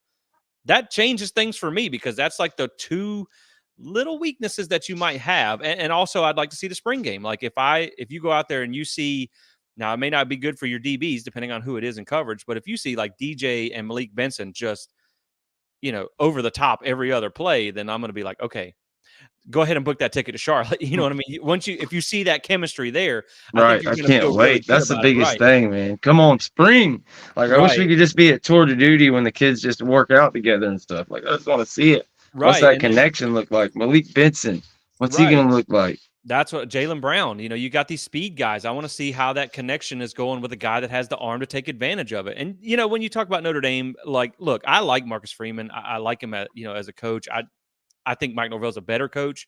They're a little bit familiar from their time at Memphis and Cincinnati, I believe it was, where he was as a coordinator. So there's that too. But I think they got Riley Leonard. That was like a good get at quarterback for them. But I'm not really scared of Riley Leonard. I think when you look back at what he did pre-injury last year against Notre Dame, go figure, and then against Clemson, he really didn't light it up. I mean, his numbers were actually, other than what he did on the ground, wasn't that impressive. So when he's now, of course, you have to couch that with he's going to be around more talented pieces at Notre Dame than he was at Duke. But when the big stage came, and of course they still beat Clemson, I get that, but his numbers against really good defenses have not been great. So that doesn't too much scare me there, but I still think Notre Dame's the one to look at. There may be some close games this year, but I still think Florida State will find a way to win. I just really think it's how fast they can get all these new pieces acclimated together and rolling. But that's also why I like that you have Georgia Tech first, you have Boston College first, you have Memphis, you have a couple of very winnable games before you hit Clemson. And then it's all spread out. Like there's nothing that worries you in the schedule. It's like you got 3 games to buy, 3 games to buy, 3 games to buy. Like right. And you get by now. The buys coming off the back of your biggest games, that I could maybe do before. But there's also that thought process of you don't want to take that week off. You want to keep things rolling when you got momentum. But I also think that if you were to drop one, the bye week afterwards, it kind of gives you either a chance to kind of come off that emotional high of a big win, or the devastating loss. Either way, so I like it. It'll help you stay healthy throughout the season. But like James said earlier, you're really, you're in a 3-game season here, pretty much. You're looking at Clemson, Miami, and Notre Dame. Of course, you got to win all the games. No doubt. And then the ACC championship, man, like that's something that might be worth talking about for a second. The ACC could legit have 4 or 5 real good teams this year. Virginia Tech is number 1 in returning production. Now, granted, it's quality of production, but they got some good pieces. Kyron Jones is a good quarterback. Louisville has killed it in the portal. That's who I think is going to be. Right. Syracuse got a couple of pieces. I don't think they're going to be great, but Miami, I'm a believer in Braun. Right. Like Miami could be decent. So I think it's going to be, I originally had thought it was going to be Florida State, Virginia Tech, just because of how much they brought back. But after that portal class at Louisville, yeah, man, I think it's going to be round 2. And so the ACC should be better this year. I know you get the automatic bid, but I'm just worried as Virginia Tech have the requisite talent. I like the quarterback and I like the continuity and everything there, but it's like you do have to have a certain level of talent. But let them surprise me. Let them surprise me. Right. People are loving them, and I love Kyron Jones. I really do. Yeah, and Bashaw Tutin's a really good running back, but they got to learn how to win. They got to learn how to win away from home, and that because they were terrible on the road last year. They got Clemson, I believe, this year, maybe at home. So they were really good at home. Clemson was terrible on the road, so that could work out for them as well. But Clemson was terrible on the road last year too, so we get them at home. So that's one advantage in that game. And then you look at Florida, like at how invested, I know it's a rivalry game, but how invested are they going to be if they're on a 7-game losing streak? Because, I think they get Kentucky, that's had their numbers the last few years, at Tennessee, by Georgia, Ole Miss, LSU, Florida State, and there's like 1 or 2 other really tough with Texas or Oklahoma, one of them too. That the back half of that schedule, again, they could really be coming in off a 7-game losing streak. And at that point, is Napier even still the coach? So it could be interesting. But I think as long as Florida State stays healthy, and I think that is important, I think you maybe have better depth this year at certain positions, but as long as they stay healthy, I don't see a reason why you shouldn't go 11-1 to 12-0 in the regular season. Facts. I love it, man. Is there anybody that you worry about from the rest of the conference as far as the field, or you think it's just more just a Florida State thing, Jen? I'm not worried about the rest of the conference at all. In fact, I'm not worried about Notre Dame at all. I'm not worried about. I'm sorry, and I'm not trying to be, overly. I don't know. I know going undefeated was one thing, but like the most worried I am is about Clemson. That's it. Yeah, that's it. That's literally it. Miami does not worry me because their coach is still Mario Cristobal. Notre Dame doesn't worry me because they can't get good defensive players to come play in their school. And we've now raised our floor. So that's why you were losing to Notre Dame before. Now you won't. They were good. Okay. I again, just name me another team other than Clemson and Notre Dame that I'm supposed to be worried about, because I'm not finding it. I'm just not finding it. And it's certainly not Miami. And it's not Florida. And I don't know. I mean, think people are kind of selling Clemson down the river too soon. I think they're still pretty good. I think they are. I 100% do. I think Clemson has an amazing defense every year, and I'm sorry, I don't know why people don't understand that. Clemson is the team to worry about. Notre Dame has no defense. Yeah, they do have defense against the Dukes of the world, guys. They do, because those entrance standards are about the same as the Dukes of the world. They don't have the same interest standards as, say, Florida State, Florida, Georgia. Look, Notre Dame's defense is always going to suck. I don't care what anybody says. You can write it down, take a picture, whatever. The one times they made it to the playoff, they lose. They were the 60-3, weren't they? I mean, come on, guys. Yeah, that's exactly what it was. And now we're worried about Notre Dame. No, I'm not. No. Minnesota should be worried about Notre Dame. Duke should be worried about Notre Dame. Let me guess. Who else? Ohio State almost lost to Notre Dame, but I think Ohio State was in a weird place at that point. But no, I'm not concerned about Notre Dame. If you're a big school and you're a blue blood school, you can get the good players. No. Yeah, and I will say I think people are kind of selling on Clemson a little bit early. They look last year. You have to respect them because last year they had the top five talented team. I think they were number 5 in the team talent composite rankings. They still have a good recruiting class. It's slipping. I mean, it's slipping. It's there. The cracks in the foundation are there. They're not going to be the champions. Florida State's the champion. They're not the top, but they're still better than the majority of the conference. Right. They're still a tough team that can go out and beat you any day. Exactly. Any given Saturday, if you will, if you catch you slipping. Right. On paper, they're still the most talented team in the ACC. It is what it is. Now, they lost basically their entire starting defensive line. They lost their best linebacker. They lost their best safety. So they got some pieces to replace this year. The thing is, up front, they can still replace them with some dudes. But when you look at the points per game allowed last year, it was the highest since I believe 2015 or 16. And now it was close. But since Venables has been gone, that defense has steadily kind of decayed a little bit. Last year, I think what really hurt them the most was Cade Klubnik and his turnover-prone issues. But you also have to look at, because of the portal, because they basically ran DJ off, they didn't have another option. They had to stick with him. Now, I think basically their entire success, because, Dabo still has not taken a transfer yet. If they'll go as far as Cade Klubnik can take them. And that, I think, is going to be the storybook for Clemson next year, is how does that defense respond? And then, how do they reload? And then how far can Klubnik take them? Because he turns the ball over a lot. You lost Bo Collins. You lost Will Shipley. You lost a lot on your defense, and can he stop turning the ball over? And if he can, then, they can be decent. But until then, and I know he was relatively young, but they didn't have anyone to turn to. And I don't believe that they do this year with any kind of experience. So they're going to have to roll with them again. So, we'll see. But I still think they got talent, so you got to respect them. Yeah, they do. It's just, and that's the thing. They're going to be they're going to be good. I'm not so worried. Spear Addicts Media, like I told you guys earlier, he was going to talk about jumping in the middle there spontaneously, and then something came up. Boom! Soon as he got to his house, he says, "Sorry, everyone. Huge NIL thing happening.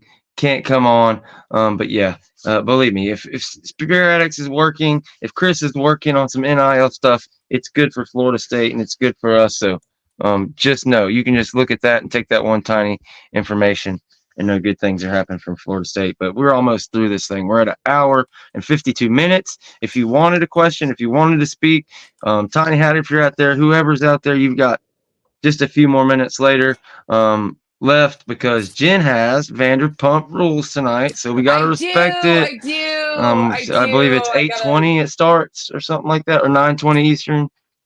Yeah. Well, I mean, that's in an hour. It's an hour. Yeah. And I thought you had 20 minutes.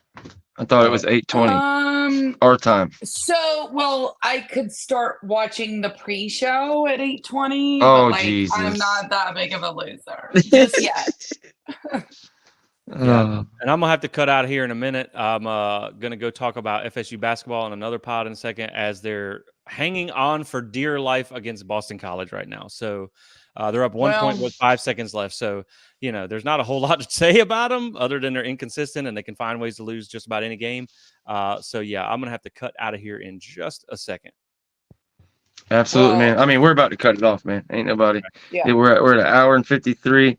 Now's as good as time as any. We sure appreciate everybody for joining us.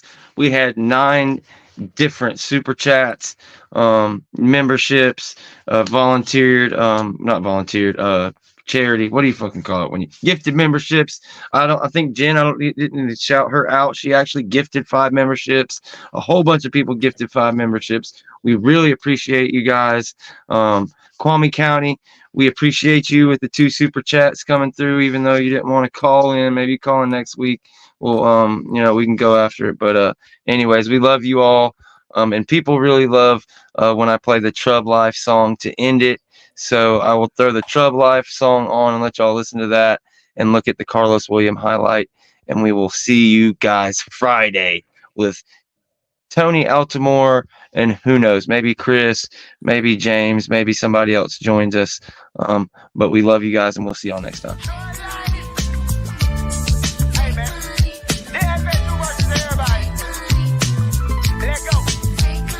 First off, fuck Bama in the road tide.